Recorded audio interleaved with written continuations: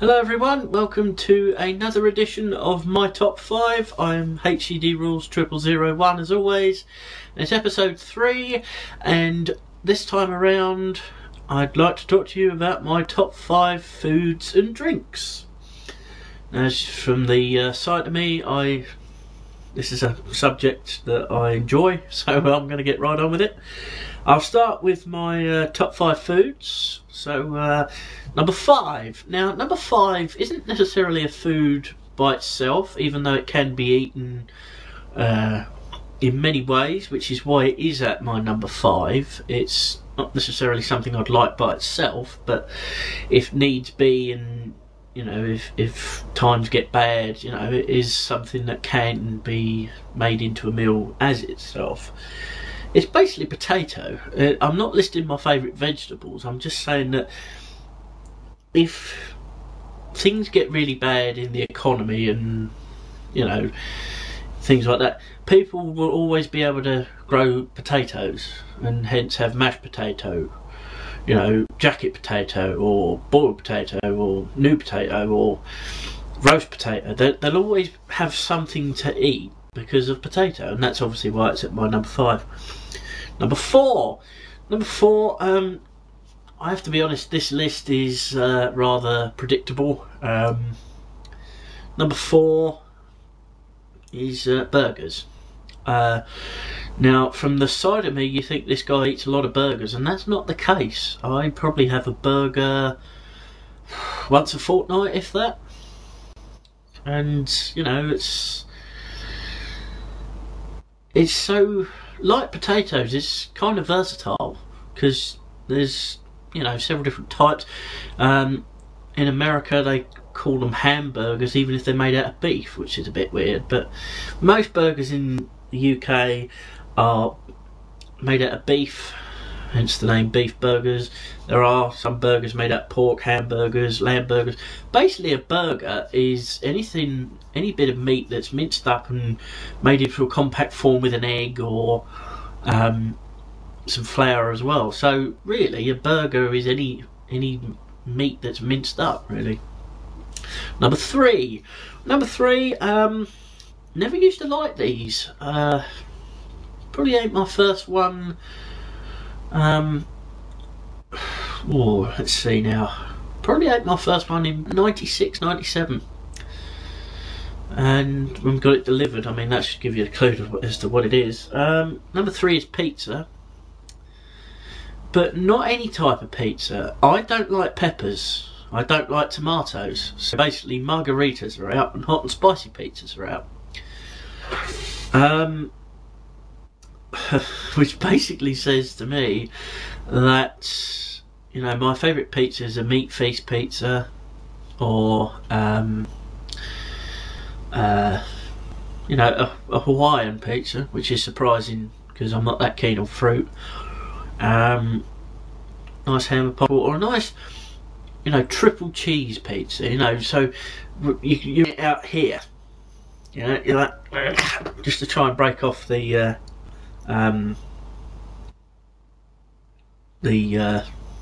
cheese. I couldn't think of the word, but you know, that's what I consider a good pizza to be. There's, I mean, a lot of people a lot of the time cannot afford like 15 quid a week for a takeaway, and that's how much a pizza costs these days. You know, anything from, say, a £5 from the smallest one's about that big, I think, and the second and the biggest, which is, you know, about like the size of a large cushion, really. But as I say, great invention by, I think, must be the Italians, considering how it's spelt, and you know, but bread, tomato puree. I have to insist on that. I'm not keen on tomatoes whatsoever. Melted cheese, mostly mozzarella. But like I say, a sign of a good pizza, a proper pizza, is if you stay there by eating it, and you have to pull it, and you get to about there, sometimes even further, as I say, to, you know, get it away. Number two. Sorry to swear at you there. Number two used to be my number one, but it's not as prepared as often as it used to be. Spaghetti. Now, I'm not exactly a Italian connoisseur or a pasta connoisseur. My dad cooks and has always cooked a brilliant spaghetti. We have it once every other month now. He's got his own ways of doing it, and because we don't like tomatoes, my father and I, he puts everything in the pan and then filters, I wouldn't say filters, sieves through the tomato sauce slash juice, I don't know what you want to call it, of a jar of ragu or a jar of dolmio or whatever, along with a jar of value stuff from either Tesco or Sainsbury. Mixes that together, then puts the mince, which is bought separately. We don't have meatballs, there's not a lot of point when you got mince. And, you know, obviously the pasta's the main ingredient, which a lot of people have a spoon and a fork and twiddle it around, you know, and then put it in their mouth. I just grab the fork, plonk it in the top of the plate, twiddle it around, and then see what happens, see how much I get. Just recently, in the last year or so, we started to have dried cheese or Parmigiano on the top of it. I absolutely plaster mine with this powdery cheese, and my mum can't stand cheese a heck of a lot. Makes it wonderful to taste. Got to be honest and have a little bit of a complaint here about the fact that whatever sauce that we usually had before we started this new process of filtering through tomatoes and all the sauce in the new jars of the big brands like Ragu, Dolmio, what we used to do was buy tomato sauce or whatever from places that had no tomatoes in it. Napolina sauce, I think it was, and they stopped doing that, and then Tesco did a good sauce about 8 years ago, and they stopped doing that, which is why we've had to go on to the filtering. But spaghetti, my number two. If it's not too herby or not too, you know, strangely prepared, in my opinion, let's put it this way: you love your favourite foods because they're A, your favourites, and B, you know how to prepare them the way you want to. And my number one, lots of people have this every week, I certainly have it every week, it's Sunday roast. Nothing beats Sunday roast now. A couple of years ago I had parsnip soup for a Christmas starter, and ever since then I've been getting parsnips. Now, I did start off with parsnips in this top 5, but that'll be in the extra content in a few moments.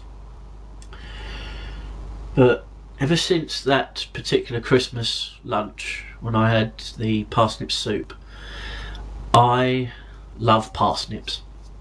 I bloody love them. They're fantastic vegetables, but not just any parsnip. That's what I started with. You know, peel a parsnip, chop it up, and, you know, put it in the roasting tin or whatever. Used to be good enough. It's not anymore. Then I went on to Aunt Bessie's manufactured parsnips. You know, the ones in the bag. Wonderful, absolutely wonderful. Still not the best. Then Morrison's supermarket chain used to do a decent bag of parsnips, but yet again they seem to have stopped doing them, and they just do parsnips without, you know, any special bits on them. They're just frozen parsnips. You just put them in bag. But the best parsnips around, the very best parsnips around now at the moment, are orange honey glazed parsnips from Tesco's Finest Selection. These things are quite possibly the best vegetable I've ever eaten, and anyone who knows me knows that I'm not a true vegetable eater. far from it. Not a vegetable eater in any respect, but I love these things, and they make my Sunday roast. You know, Dad has a couple, Mum doesn't really like them, and I enjoy some roasts more than others. I'm a big fan of chicken roast chicken dinner. You can't go wrong with a roast chicken dinner. You know, there was one time when the oven packed up, about a year ago now, and we had to deep fry the chicken when that went, because the tubing in the oven or something went down and he wouldn't let us use it. To deep fry that chicken, it wasn't the best that time, but that was that. Roast pork, very nice. Not as nice as chicken though. Roast beef, I always enjoyed roast beef because we always have Yorkshire pudding with it. Love a bit of Yorkie now and again. Haven't had beef for a heck of a long time though. And my least favourite of what I consider the 4 roast subjects to be is the lamb. Now, I don't mind a bit of roast lamb once in a blue moon, but we seem to be having it because we use the saving stamps from Morrison's to buy our Christmas meat. We seem to be having roast lamb once every 3 weeks at the moment, and you know, I mean, obviously that will finish when the supplies are out in the fridge, but that's basically it for the foods. Substitutes or additional content, as I like to call it, one has to be parsnips. Like I say, I've been through that. Second, another one is curry. Like the spaghetti, like what he does with the roast and the potatoes and everything. My dad does a nice curry. I am not a spice fan whatsoever. I'm not one of these guys that goes into a curry house. I mean, obviously due to money and looks, I mean but I'm not one of these guys that will say, like, if I do go out to order a vindaloo or a fowl, I'll have a nice, I mean, you may call me a wimp or whatever for saying this, but I'll have a nice korma or a madras, or you know, something that isn't going to blow my head off. I like to taste my food rather than be destroyed by it. So wonderful curries. See, I want to ask you a lot of questions, those people that do actually watch this. What do you prefer with your curry as a side dish? Do you prefer poppadoms or do you prefer onion bhajis or naan bread? Give me your answers in the comment box or whatever, and we'll see what you prefer as well. Obviously got to go with chocolate, ice cream, crisps, you know, the general junk foods and all of that stuff. Put it this way, I didn't become the size I am by eating leaves and sticks and things that grow out the ground. Mushrooms, must say mushrooms were my additional content. Eggs, never used to eat mushrooms or eggs, and one day Dad cooked up a mushroom omelette, one of the best things I've ever tasted. But that's more or less it. I mean, obviously the other things like sausages and, you know, things like that, basically the normal things that people like to eat rather than have to eat, I enjoy.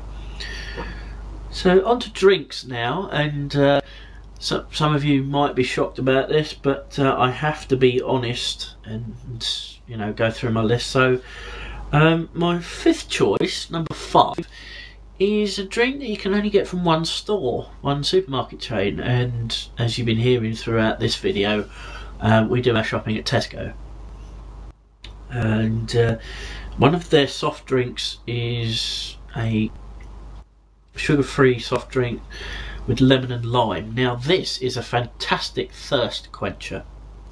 This stuff is quite possibly one of the best soft drinks ever created, and it's less than, I think it's something like less than 80p for a 2 litre bottle. Now you're talking value there, and you're also talking brilliance in terms of the recipe that's been concocted for it.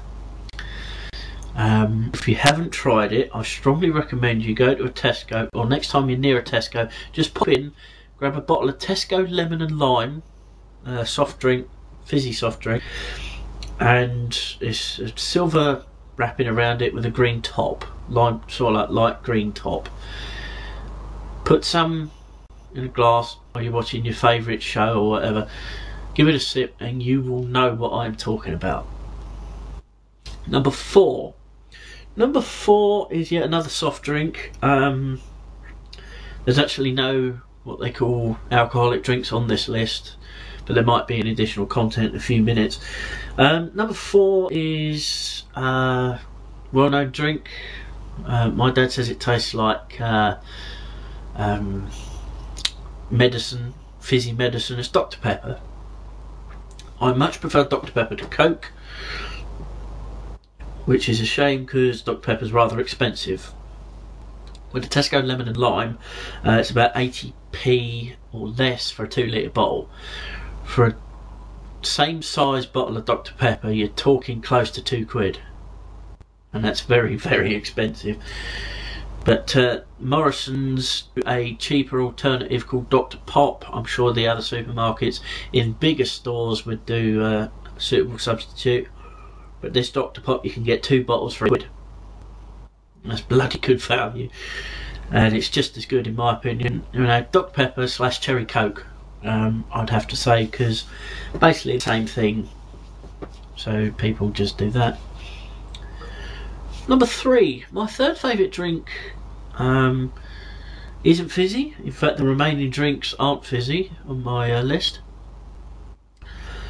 And we have it every day, or more or less every other day, depending on what we have for breakfast or whatever. You cannot beat a good glass of milk when you're feeling, or you know, just flustered or whatever.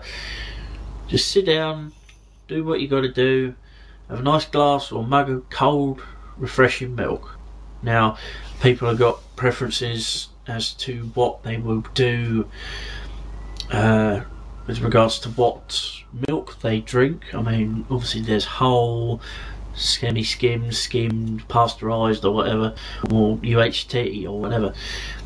But I distinctly remember one of my most embarrassing moments in my personal memory is when I had a project at school in the 2nd year, and we had to take in a bottle of milk or some milk, and then I seem to remember we had to like shake it for a good 10 minutes or so and try to make some butter, or thing that resembled butter. Now everyone did really well apart from me, because I had semi-skimmed milk. Everyone else had whole milk, able to make the butter, and I seem to remember being the laughing stock of the class that particular day. My second favourite drink, number 2, is coffee. When it's a bit cold, or so, like if you got, say, toast in the morning or whatever, nothing beats a good cup of coffee.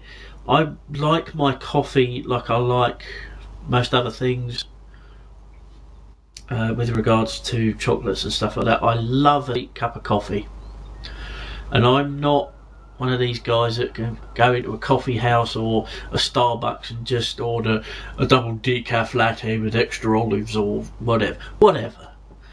You know, give me a cup of bloody coffee, will you? Cup of coffee. No specialties, just give me a cup of coffee, make it sweet as hell, and I will enjoy it. And my number 1, which is quite boring if you're waiting for something interesting, is water. Good old fashioned H2O. You cannot beat water when you're thirsty. You cannot beat water more or less at any time of the day. I'm now using water as my main drink, which is why it's now turned into my favourite. You cannot beat water for, like I say, human beings are made up of 80% or 90% water. You know, a load of water in there. There's a lot of water in here as well. You know, a lot of water. In fact, it's all water. But that's it for drinks, and just a little bit of additional content. Yes, I don't mind the odd alcoholic beverage. I'm not a beer drinker. I'm not an alcohol drinker. I don't mind admitting that. I'm not ashamed of it. In fact, I'm quite happy about it. If I was an alcohol drinker, I would have even less money than I've actually got now. So, you know, I'm happy about that. I mean, if I do drink alcohol, it will be a lager top. I'm not a bitter drinker. I remember going to a county show in Devon a couple of years ago. This Devon county show had a beer tent. Dad had something. When I tasted what he had, I immediately spat it out, and that was 2-3 years ago. I much prefer the taste of the drinks I've mentioned in this list so far. Another additional mention for tea. It's okay, but not up to the standards of coffee. Excuse me. Milkshake, but not any milkshake. I'm talking about the milkshakes McDonald's, Burger King make, that you have to suck. I'm on about, you know, to get anything out of it. That's a bloody milkshake, not this different flavoured milk that you get from Nesquik and stuff like that, and cheap cafes.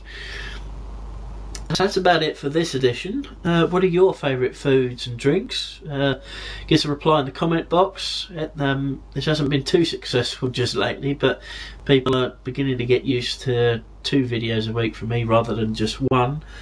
But I will be doing another one soon. That's basically it for this edition, and so I'll see you next time.